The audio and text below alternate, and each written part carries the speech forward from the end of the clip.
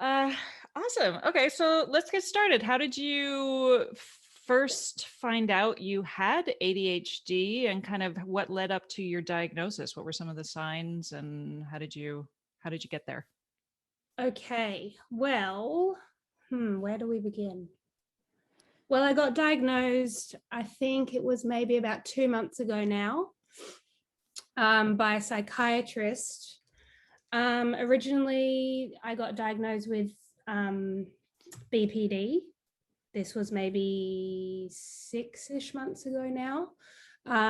But it kind of didn't really feel like that for me. I mean, there's like some ADHD and some BPD things are like they intertwine with each other, but sorry, I kind of got off track there. Basically, why I thought that I had ADHD is because I am non-stop moving, hyper, talking, I don't listen, I forget everything.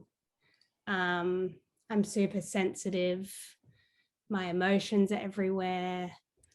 um, I really unorganized, all of those things that associate with ADHD is what I am. Hmm. So um, after getting the diagnosis, I was kind of just like, yes, that is me. Like 100%. I don't know. Everything that I read about ADHD was me. So Yeah. Did you, so was your BPD diagnosis, was that kind of pandemic related, or was that something that you sort of had felt for a long time? yeah, no, that was something that I had been feeling for a long time. I originally got diagnosed with generalized anxiety disorder when I was maybe around 22, um, which definitely fits with me. But I knew there was something like deeper, something more than that going on.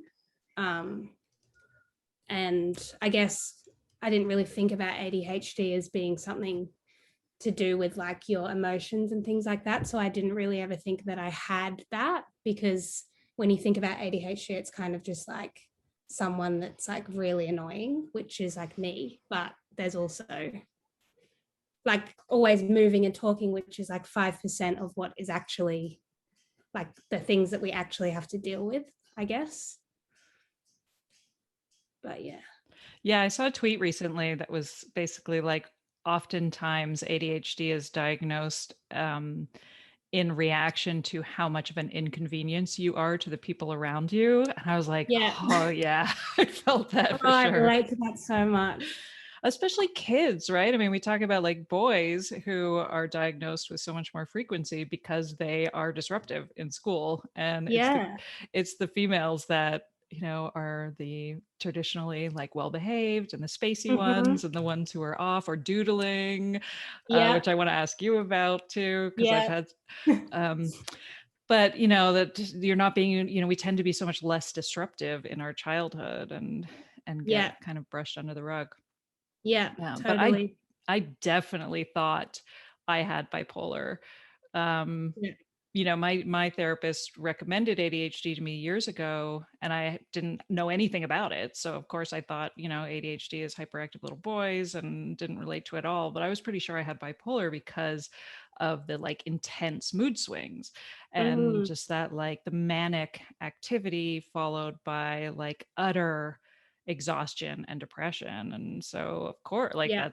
I definitely thought, until I researched ADHD and understood it more, I thought for Mm-hmm. sure that that was more my issue. But I was also diagnosed with depression and anxiety, Yeah. everything. Yeah. I think I didn't realize like until I read about ADHD, like the bad, I'm not allowed to swear on here, I'm assuming, but Of the course. bad, Are you kidding oh, me? I can. Oh, the, yeah, like the shit side of it. I mean, I love that I'm really like energetic and excited and fun and all of that and creative and all of that, but it's also comes with being like really depressed, overwhelmed, feeling like lazy, and that everyone thinks I'm dumb, and I'm just unable to do all these things that other people think are so easy. And I'm just like, why can't I do that? Mm-hmm. And I think that's like, when I read about all of that, I was like, that is exactly how I feel. Like that is, yeah, it's crazy. Yeah. So how did you start even researching ADHD? Was it like relatable memes that started popping up in your Instagram feed like the rest of us? Yeah, kind of. I mean, my dad is like the ADHD. Like if you watched my dad for like 5 minutes, he is just nonstop moving. Like he can't sit down. When I FaceTime him, he's like, he's not paying attention. And I always just thought like, oh, why can't you just focus on me? And now that I'm older, I realize that that is literally me. Like I am my dad in every way. And I guess when I got diagnosed with BPD, maybe I do have that, but it just didn't feel like it fit. And when I was in the psychiatrist appointment talking about it and like just having our normal appointment, she was like, I've noticed that you've taken off your rings and put them all back on like 6 times. You've looked at all of my books. You've looked at all of the drawings on the wall. And I'm like, oh, yeah, like that's me. She's like, let's talk about ADHD. And I was like, yep, definitely. And my partner, even like at nighttime, she's just always like, can you just stay still? I'm like, I can't, and it's so there's just heaps of different things where I'm like, I knew that I had it the whole time, but I didn't realize, I guess, that all the other stuff that I thought was depression or anxiety or all the other things, I didn't realize that that was actually could be part of my ADHD as well. Yeah, I think so much of that diagnosis journey too is kind of unpacking like how much of these seeming comorbidities are actually comorbidities, or are they just misdiagnoses, and how Yeah, and how much of these are a result of the trauma of not being diagnosed, you know, yeah, as definitely. opposed to kind of all, I'm always curious with comorbidities because so many of them just seem like other darts that were thrown at the wall at some point. Mm-hmm. So Yeah. now since your diagnosis, what was your parents' reaction? Well, I told my mom and she was definitely like, yep, makes sense. Like, my partner, yep, my friends, yep. I mean, no one was very surprised by it. And I started medication pretty much straight away. And ever since then, it's really just changed my life like dramatically. How It's so? just like really made me realize that I definitely have ADHD. What medication are you on right now? I am on Ritalin, which at first I was a bit nervous about. I don't know. I just feel like it just reminds me of like little naughty kids at school, just Yeah. like being these in the classroom. I didn't want to be like not myself anymore. I was really scared that it was going to take away my energy and my like fun creative side, but it literally just helps me be able to do anything. Like I'm still me, but I'm just able to get things done and not get so overwhelmed by everything like I usually would. Yeah. That's a great description of that feeling. Yeah, I was terrified to try medication because I thought I was just going to be more amplified, like I thought I Yeah, was taking a stimulant. Just the term stimulant to me just felt like, okay, is it going to be like when I have a third cup of coffee and I'm just like yeah, zingy, and I just yeah, didn't want to be, I felt like I was like, I don't want to feel like I'm on cocaine all the time. And it was the exact yeah. opposite experience. My brain was like, Mm-hmm. okay, let's turn everything Yeah. down. It kind of feels like when I first had my first ever, what was that? Those Sorry, dog. my first ever tablet medication, it was literally like my brain just became empty.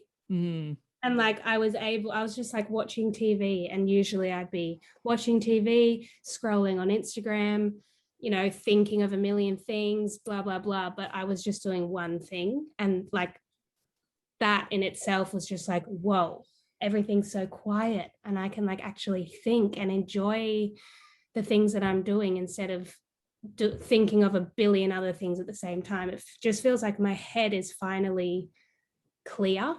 Whereas usually it's just absolutely full of, I literally don't even know, like just, yeah, it's crazy, crazy, crazy. So now looking back at your childhood and growing up, what are some of the some of the signs that you're like, oh my God, that was ADHD all along and nobody had any idea? Well, interestingly, when I was talking to the psychiatrist about it, she was like, what were you like in school? And I was like, well, I was actually really good. Like when I was younger in school, I wasn't naughty or disruptive or anything like that, but I was so active and I was just constantly stimulated. So I feel like there wasn't really an opportunity for me to be, what's the word? Like bored, I guess. So back then, like if you look at school, usually kids would say that they're always distracting the class and all of those kinds of things, but I was never like that. But on the other hand, I was always super, super emotional, way more emotional than any of my siblings. I've got 3 sisters. I was always the one crying. I was always the one like tickling my sisters, and my parents would always say, you just never know when to stop. You just always keep going. You never stop. And so I was just like really full on. But I think no one really recognized that as being anything except for just being, I don't know, a sensitive kid. Like, so I didn't really, I obviously never got diagnosed when I was a kid because I think it kind of got missed there because I wasn't super crazy. Looking back, do you think any of your siblings also have ADHD? I don't know. I feel like when I remember my childhood, it was just always, oh, this is Ellie. She's the sensitive one. Or, like, this is Ellie. If we play this song, she's going to cry. And everyone would kind of like laugh and be like, oh, Ellie, she's so, I was just so up and down. Yeah. Like you said, I thought I might have had bipolar like growing up because I would cry and then I'd be laughing the next minute. It was just I couldn't regulate my emotions at all. And I was talking to my mum about that the other day, and she was like, actually, that makes so much sense. Like, I was always just going too far with my sisters. I would always like make them cry because I just would not stop. None of my sisters were like that. It was just me.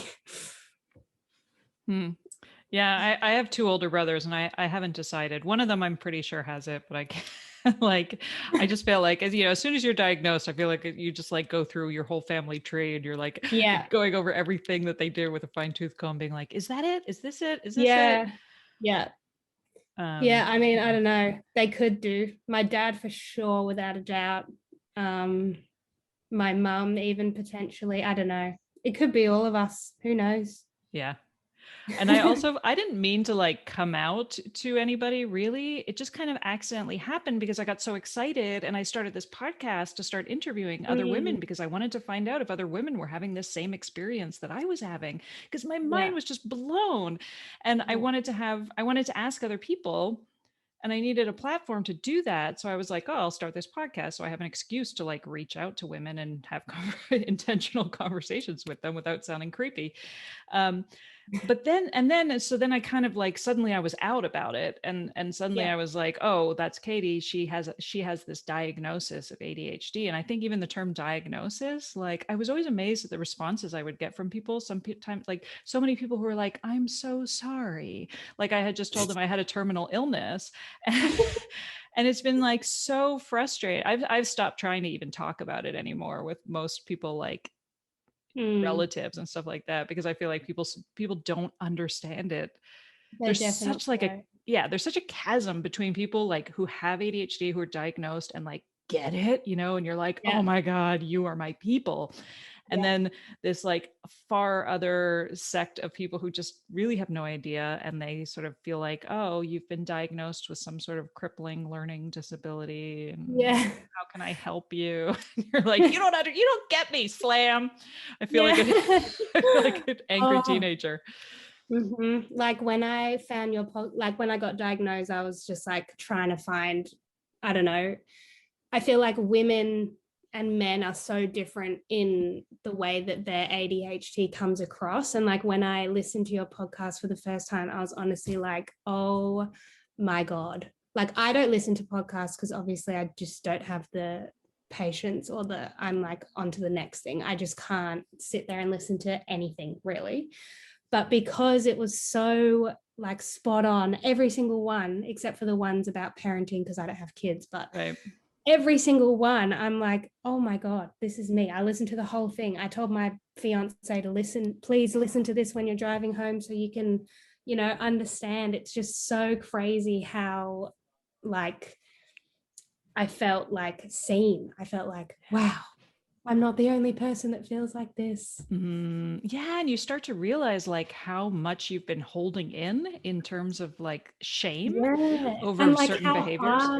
how hard we have to work compared to, well, I don't want to say a normal person, but like we have to go above and beyond to just do the simplest task. Mm-hmm. And I feel like people just don't see that. They don't understand that. So it's just so nice to hear everyone else's stories. And I just love that you've made this podcast for people like me and for people like us. It's just so good. I love it. Aw, that's awesome. Well, thank you. So talk to me about your art career and kind of how that started, how Shut Up started, because it's how long has it been? How long has it Yeah. been a business, but also kind of how did your journey with art start? Okay. Well, it's been about 6 years since I started it. Um, at the start, it was kind of just like a place for me to draw like my feelings and stuff. And I just made like a random Instagram account to post it. And the name Shut Up, literally couldn't think of anything else at the time. And now here we are, and I can't change it. So that's funny. Um, but yeah, it was really just like I was going through a really hard time mentally, and it was kind of just my outlet. It was the only thing that I really enjoyed. It was the only thing that I like could focus on doing, I suppose. And every job that I've had, I've never enjoyed it, or it hasn't been interesting enough for me to like care about it, or just, I don't know, I just felt like I wasn't doing anything with my life. Um, and yeah, over time, people just started, I guess, relating to the drawings that I was doing, and I was just being myself and sharing the ups and downs of life and all of that stuff. And eventually it kind of just turned into a massive thing that I did not plan. And it's literally the best thing I've ever done, because I'm doing what I love, which is doodling and making clothes that are fun and not boring. And that's my job now. It's just like actually crazy. I don't know how it happened, but here we I are. I love that. I think that's so telling because I think a lot of the time we tend to feel like success is the result of really, really hard work. Yeah. And like not to imply that you don't work hard, because I'm sure you do if you're an entrepreneur, but like that Yeah. there's that like success isn't fun, you know, or like doing the thing that is fun and that you Yeah. love is not going to eventually lead to an income or Yeah. comfortableness. Like we always sort of assume that we have to be doing something harder or like working harder, doing Mm-hmm. something. And like sometimes, like, you know, when I think of this podcast, for instance, like I'm like, this is a hobby for me. And it's like actually starting to now make me money. And I'm just sort of like, Yeah. how is like, it doesn't compute for me that that this could happen because I'm like, no, like fun things don't actually amount to income. Yeah. Well, that's what I thought too. Like I just didn't ever think that this would be my job. But I guess it just proves that you can really just do anything. If I don't know, I feel like these days the world is full of way more opportunities. There's just like, I don't know. It's, I don't know how to put my words together here, but I don't know. All I can say is that I just did not expect this to happen, but I am so, so, so grateful because I would literally hate working in any other job. It's just not for me. Mm-hmm. So hopefully I'll do this forever. That's awesome. The shit, I had a thought when you were talking and then I lost it. I Usually I'm like understand. try to like madly take notes so that I can come back to things and not interrupt you because that's the thing. I have to work really, really hard not to interrupt people. I can imagine, me too. um oh yeah, okay. So I'm curious now because I know you mentioned in another interview I read that like you had started Shutter but a difficult time and Mhm. it's been like I imagine quite cathartic this whole journey for you. Like and I know you've been relatively recently diagnosed, but like how do you feel like how has your self awareness or your kind of self image changed for you since this diagnosis, or has it? I feel like I understand myself now. Like I kind of felt like I was just nuts. Like I felt like nobody I feel like on my Instagram, and I think this is why a lot of people follow me, is because I am really truly just being myself all the time. Like I'm just, I get up in the morning and I video myself talking with the worst outfit, no makeup, hair everywhere. I just don't care.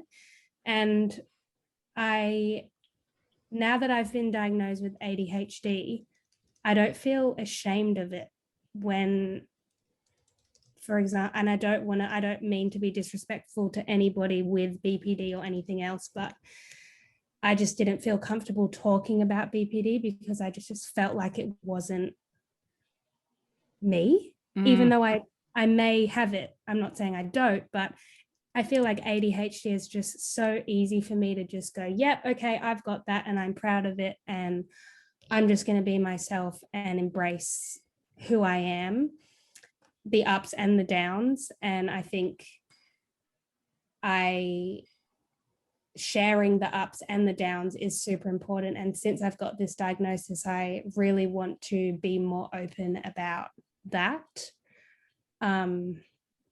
Because I guess I never actually knew what was wrong with me. So now that I do, it's kind of easier for me to understand what's happening in my brain, and it's easier for other people around me and my family and the people that I love to understand why I am how I am. And I feel like I just didn't even answer your question just then. no, I think you did, and you brought up such an interesting point. It doesn't matter. We'll just keep going. Just run with I'm it. so, yeah, just That's don't what worry this about is me. all about, rambling. We go all over the place in this podcast, but like Okay. no, but you brought up such an interesting point too about like feeling like the diagnosis never fit, and like I Mm, certainly felt like that when I was diagnosed with depression back in university, and then again after I had a baby, and I was diagnosed with postpartum depression, and then I was diagnosed with mhm, postpartum depression and postpartum anxiety, and I was always sort of like never felt like that was the correct diagnosis, but also sort of felt mhm. like, well, I'm such a mess. Who am I to Yeah. question this.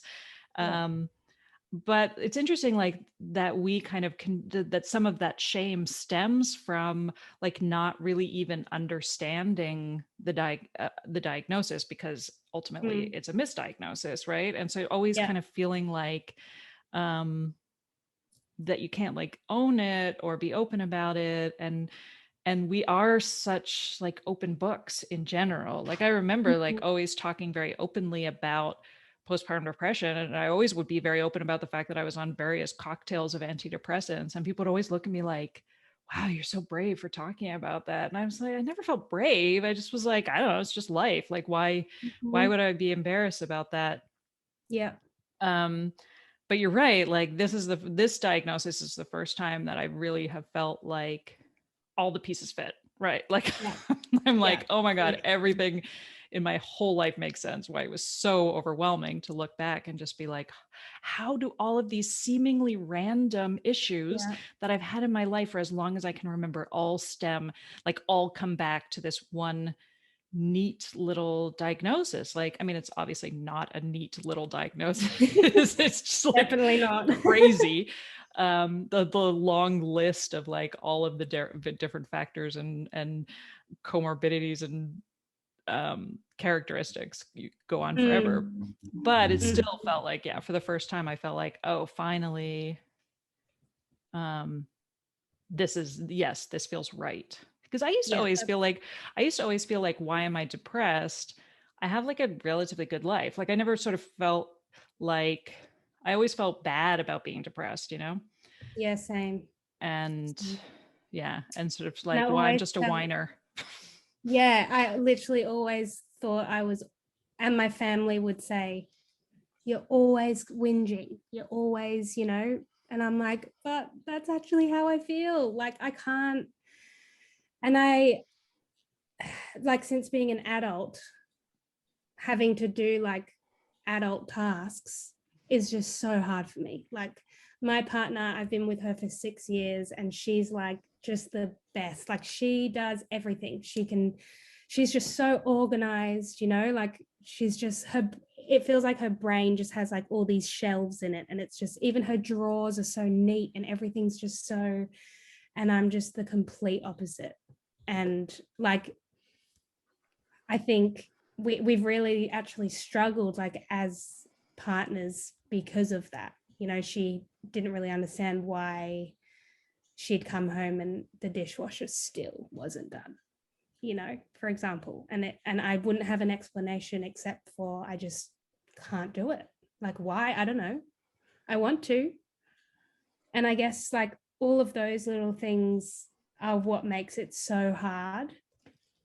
And what people, I guess, without ADHD don't realize how hard it actually is to do the smallest of jobs. Mm-hmm. And then when you do a job, you're like, where's my medal? And there's Yeah. no medal. No, you're right. That is a really good point. It's because we talk about dopamine, we talk about not wanting to do boring tasks, right? Mm-hmm. And then the answer to that from a neurotypical perspective would be like, well, just for Christ's sake, just do it, right? Just do it. Just do Yeah. it. And it's sort of like, the thing that I think a lot of people don't understand is that it's not that you're just sort of have this childlike temper tantrum where you're refusing to do it because it's boring, god damn it. Like, there's like a Mm-hmm. literal paralysis that is Yeah. happening. It's And like I running a marathon or something. It's like, oh, I actually can't do that. Right. And I think that's really difficult to describe, because it's like, you sort of Yeah. fundamentally believe that you're being lazy and that you really could Yes. do it if you really wanted to, you could do it. And so Yeah. what the fuck is wrong with me that I can't do it, right? So there's always a sense of like, how do I even describe that to somebody? I also believe I've internalized that belief and that stigma that there's something that, I'm just being lazy. And Yeah. I've only recently been able to like really kind of pinpoint in the moment when it is in like I'm incapable of doing things, where I'm just like, it's not like I've chosen to not do it in order to do other things. Like, there is like a literal paralysis that's happening there, where it's like I'm obsessing over that thing. Mm-hmm. But I'm still not doing it. And it's Yeah. like, it's almost like you're hovering over yourself, like, having like an out of body experience almost. Yeah. And Yeah.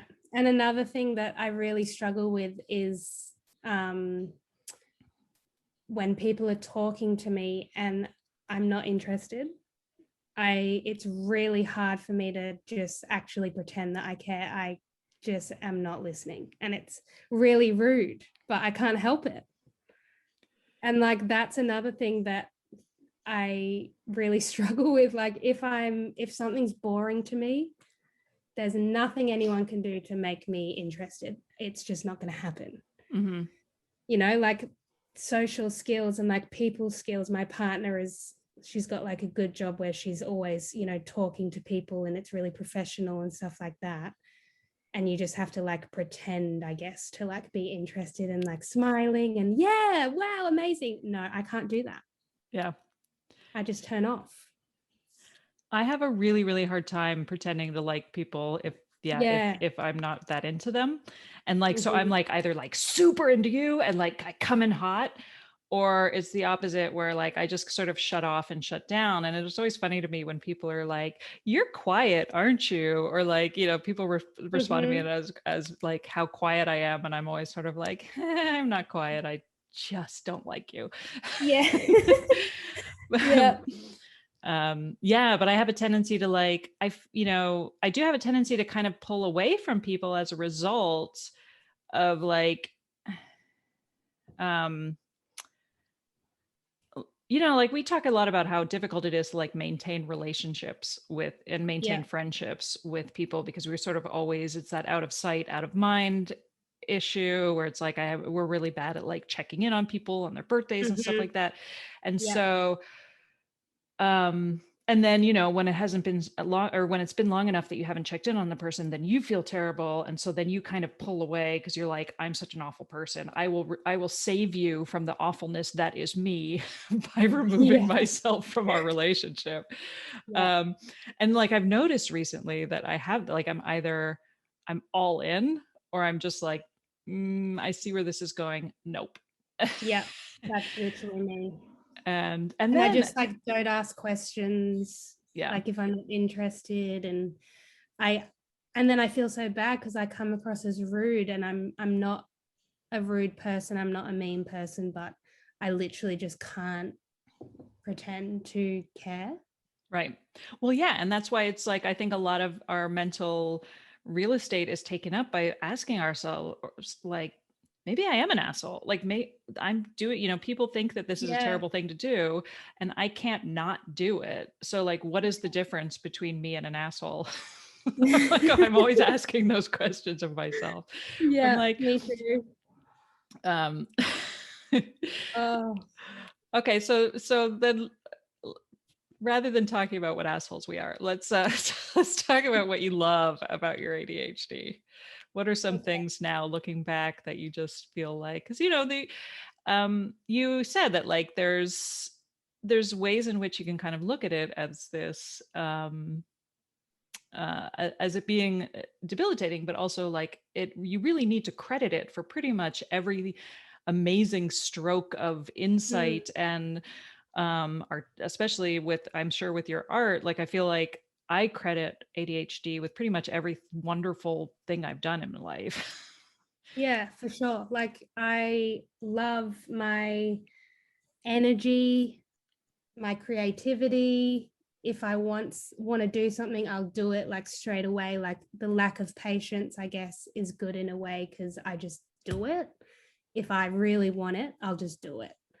And I guess like when I come up with designs for shirts or merch or whatever I'm making, it's always super quick. Like I just don't think about things deeply, which obviously can be bad in some situations. But if I'm taking the positives out of it, that is definitely a positive thing because everything I do is super quick and I'm like really fast, you know, and I'm fun, I'm excited, you know, I feel like when I'm in a good mood, I want to share that with my followers, and people really love that because I don't know, I'm just being my crazy self. And if I didn't have ADHD, I wouldn't be like that. So I like all of those things about myself.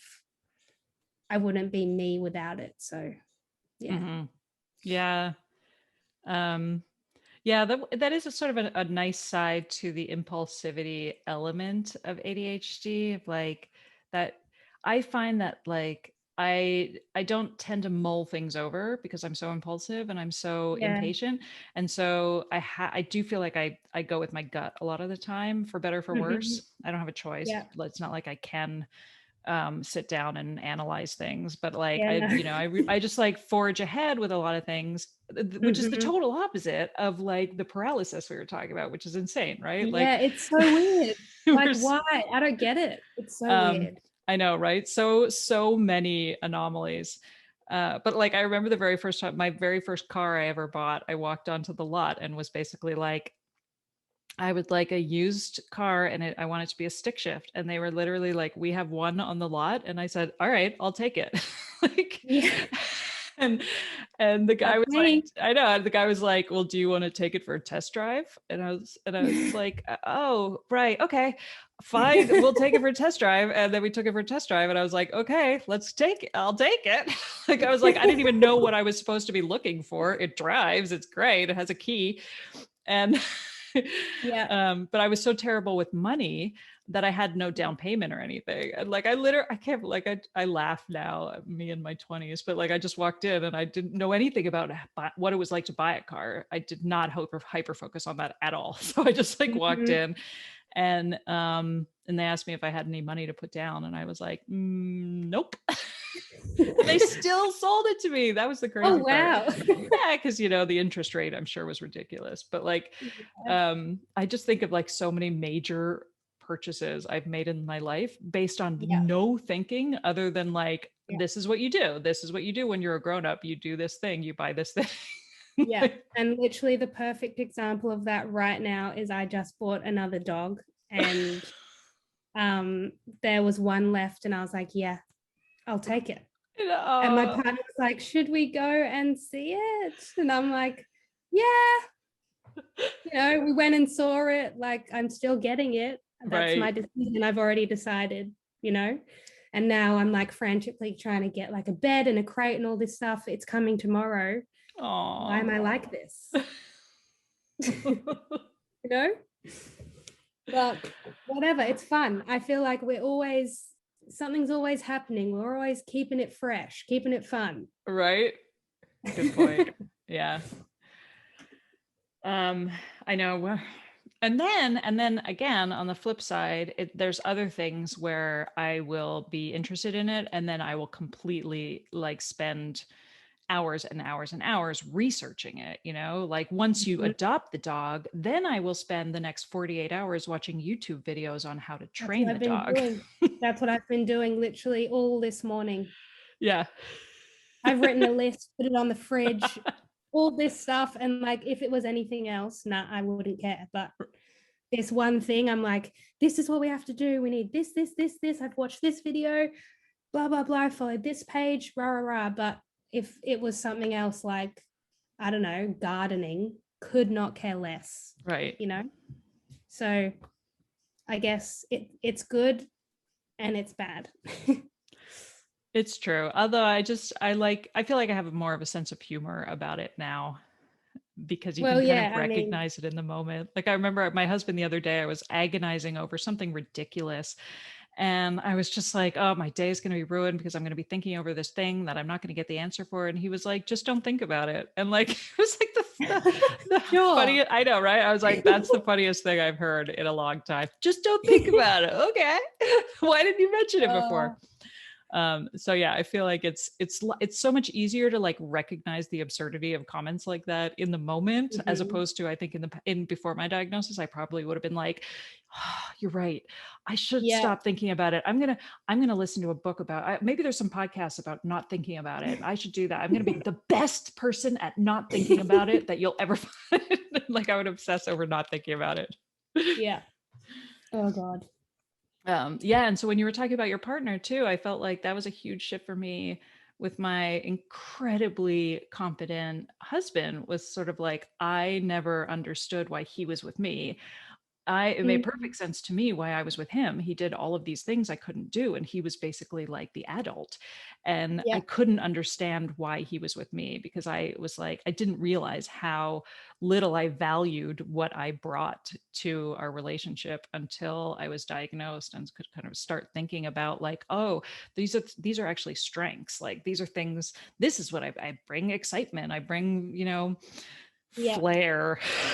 Yeah. I don't know. But like, I'm like, what? Look at me, I'm a catch. As Yeah. opposed to like all those other years where I used to be like, God, how it must suck to be in love with somebody and then to listen to them constantly like undervalue themselves and to always be like, why do you like me? Why do you like me? Just be like, God, you're so annoying. Yeah, literally that's the same. I would like she's just so we're basically the opposite of each other. Like she's so put together and proper, and she's really professional, and she's smart and tidy and thinks about everything really in depth, and I'm just the complete opposite. I'm just like crazy, I'm nuts, I'm constantly like dancing and singing and poking her and asking her all these stupid questions. And I guess it's like a good balance, because if we were both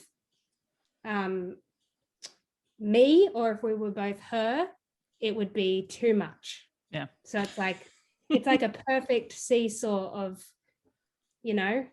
fun and exciting, and then she kind of like calms me down, and then I kind of like make her happy. Right. We kind of, it's like a good mix of all this crazy stuff together.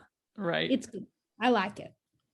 Do you feel like an adult? Because I feel like I've read a No, lot about people with ADHD just sort of feel like they never grew up. And I really relate to that a lot of the times.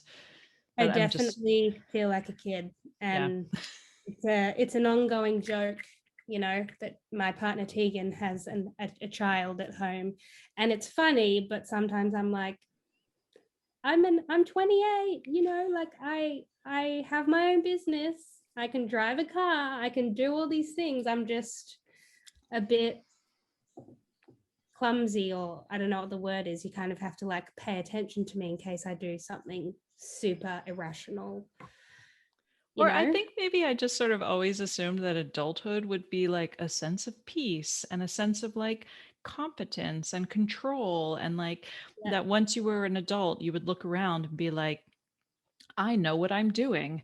And that's Yeah. just never happened. So I just, I'm like, does that No ever one, happen?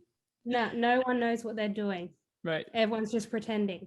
Even the smart people that are all serious, no one knows. It's all just, everyone's just like going along and pretending they know what they're doing, and then we die, and that's it. It's funny. But I think everyone should just chill out. I know that's what we always joke about that. I think it was like a New Yorker cartoon from years and years ago of like an old man on his deathbed who was like, I wish I had bought more stuff.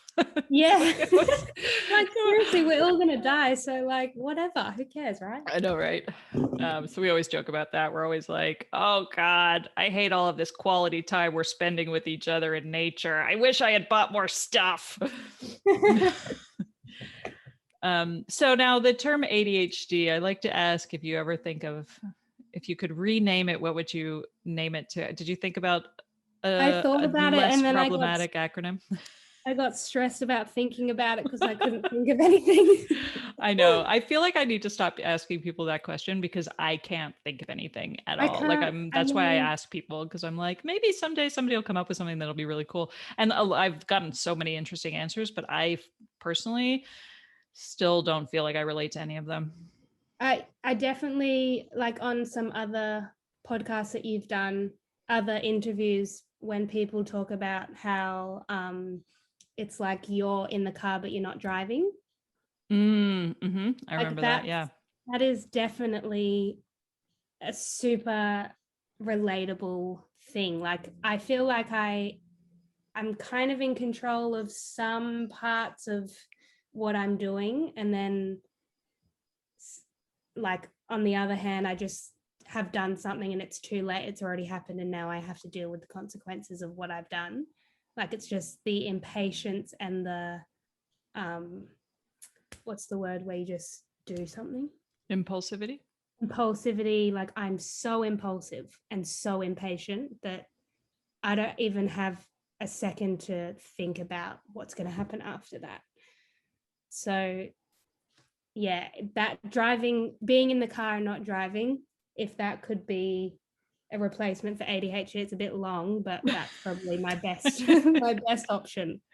I like that. It reminds me of like a recurring anxiety dream I've always had, which is I'm driving in a car and then all of a sudden the steering wheel comes off the dashboard Oh in my yeah. hands. And then like next thing I know, like there's no floor of the car and like I'm in basically a go-kart and like all the car just like the doors start falling away and then everything's falling away and I'm just like sitting on the road with the steering wheel. Yeah, that's it. Right? Or you're just like, no brakes, no brakes. Yeah. Yeah. Oh God.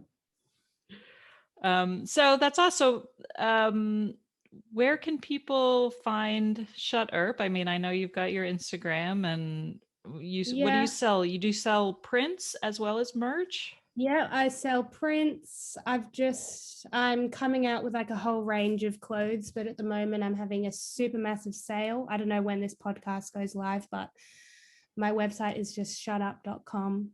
SHUTURP. There's an R in there because shut up was taken. And yeah. Are you looking to do any other kind of projects in the future?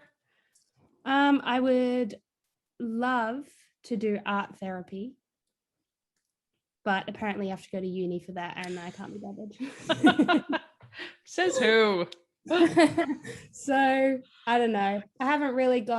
I'm not very good at planning the future. I kind of just go with the flow and see what happens. Yeah. And how does that work with running a business? Because I feel like that's one of my major albatrosses. It's just like all of the like website, landing page, return Yeah. policy terms, like all of that bullshit. I'm just like, I hate all of it. Yeah, I hate it. Okay. I was like, what's your secret? I don't have a secret. I need to hire someone. My sister is like she's really good at websites and like doing all the business stuff. She's like, okay, so what have you got organized for next season? Blah blah blah. And I'm like, what? I just like think of an idea and then I make it into a t-shirt. I didn't realize that there was meant to be like a structure. Like there's absolutely no structure. I'm literally just get out of bed, come into my office, which is my garage, and just see what happens. Like, but it seems to be working, so whatever. That's the best business plan I've ever heard. I'm gonna take it. No, because I really I had a business coach for a couple months who basically her job was to like tell me just do the thing you like and stop trying to think of all the other things you could also be doing. Because she was like, you're already doing a thing. And if you start doing those other things, they're going to take you away from doing the thing you love and the thing you're good at. So just like, and so she was like, picture this a runway. She always talks about the runway and like everything else, just dump it on your list and put it on a list, but don't think about it. Just keep doing the one thing you love. And like, I channel her voice all the time, or anytime I'm like, oh, I should be doing this. Oh my God. Somebody asked me if I, because I have like a yoga certification, but I'm not teaching right now because I'm doing 1,000 other things. And like, I'll get a message in my inbox. It's like, do you teach yoga? And I'll go on like a three-day mental bender of like, oh my God, somebody wants me to teach yoga. I should totally teach yoga. I should do online yoga classes. And then I'm like, I don't have time to teach yoga because one person asked me. But like, you go on these, I go on these like tangents all the time. And I have to like be brought back like meditatively, like back to the breath. It's like, come back to the one thing. Yeah, that's me. Like, I'm like, oh, I should record an album. I want to, I don't know, buy another dog. Like someone asked me to make tea towels. I'm going to start making tea towels. Someone asked me to do dog collars. Oh, maybe I can start a dog business. Like it's just, and then my fiance is like, Ellie, I'm like, what about, I might change my business name. She's like, no. Oh, good. You just need to do like one thing at a time. And then I've like said yes to all these people. And then they're all like, hi, just reminding you about this. And I'm like, fuck, why did I say yes to that? I actually don't have time for that. It's just, anyway, what it's like. Oh, I know. I think I've talked about this in other interviews too, of that feeling of like, if it's not a hell yes, then it's a no. And my response was always, everything feels like a hell yes in the moment. Like I have no filter. I have no ability to be like, that's a bad idea, because everything I get super excited about, I'm like, oh my God, I must do that now. And Yeah. Like, Yeah. I That's always me. joke about like my reminders app on my phone. I'm like, anything I have to do for the entire week, I will give myself a reminder at like Monday at 9 a.m. because that's how urgent I feel like everything is. Everything feels like a Yeah. Monday at 9 a.m. urgency. I have no ability to like prioritize things. Yeah, me too. And one of the things that I do that my partner doesn't understand is if I have like a appointment at 1, I will do nothing until Yes. 1, because what if I forget? What if I'm late? It's like my whole day revolves around that one thing because I can't possibly put something else in my brain and remember both. So it's like, then like yesterday I picked up my nephew from school at 3 o'clock in the afternoon. The whole day I did nothing because I was like, what if I forget, or like what if I'm late, you know? Oh yeah, absolutely. Waiting mode is like a definitely like a real thing that I think I put like a poll in my Instagram stories recently, like, are you chronically late, or are you somebody who's always on, like perfectly on time, and spends the 6 hours prior in waiting mode? And like the Yeah. vast majority of people said they are a waiting mode person. Yeah, that's me for sure. And I hate being late. Like I would rather be 10 hours early than 1 second late.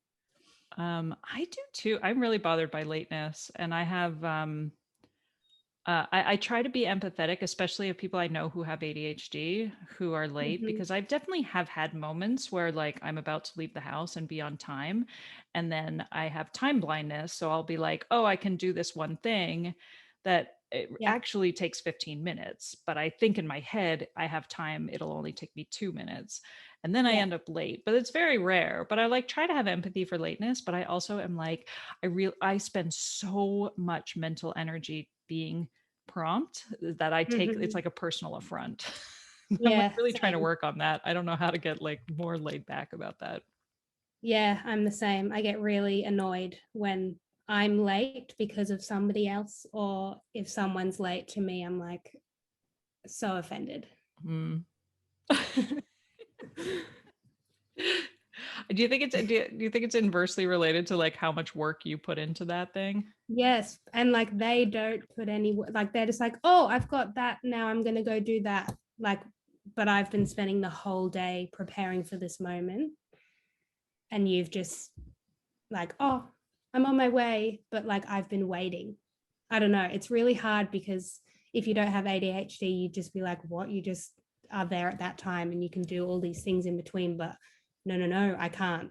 Like and then I feel like I'm wasting my life waiting for this one moment.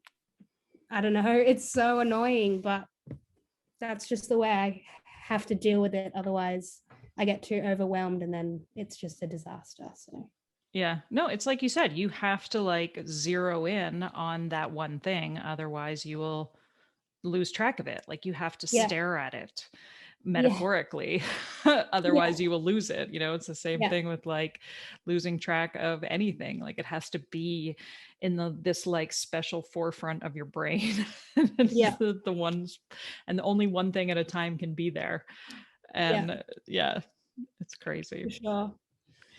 Uh, I feel like I've had so many like light bulb moments in this conversation. Thank you. oh, well, you're welcome. Anytime. Um, but Eddie, yeah, it's been such a pleasure talking to you. And You too. Thank you so much for letting me come on here. And I don't know, I was like so nervous unloading. that I was gonna, I don't know, get off track and not answer any of the questions, but whatever. I mean, this is an ADHD podcast, so I'm sure everyone will understand. Well, and that's the other thing. Like these conversations have little to no structure whatsoever, and people Yeah. still listen to them. So I'm like, Yeah. all right. Like, if anybody's like along for the ride, it's people with ADHD. Nobody has ever been like, your podcast is so rambly, I can't keep up. People are like, oh my god, yes, yes, yeah. If it was So boring, no one would listen, especially people with ADHD. So yeah, that's a good point.